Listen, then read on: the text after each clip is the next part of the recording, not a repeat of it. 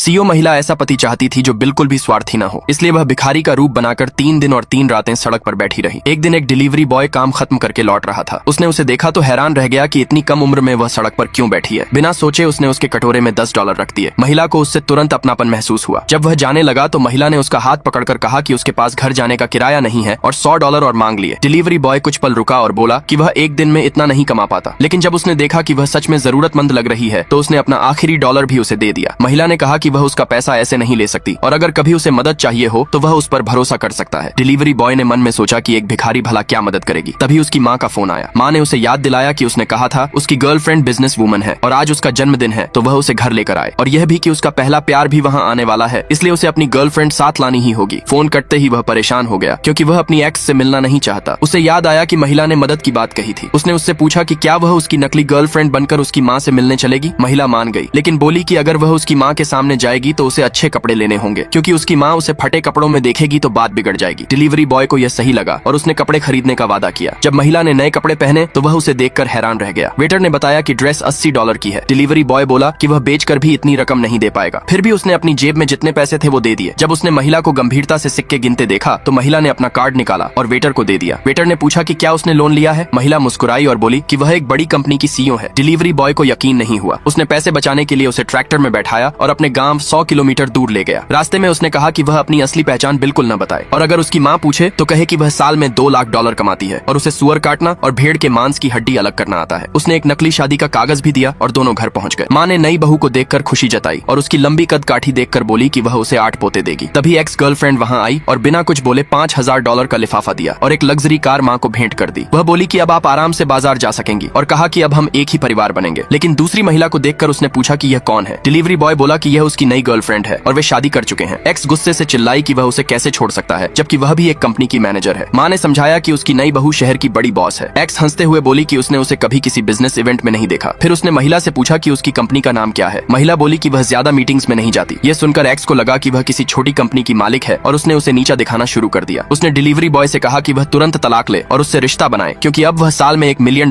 कमाती है और उसके पूरे परिवार को शाही जिंदगी दे सकती है। तभी कुछ लोग वहाँ पहुँच गए।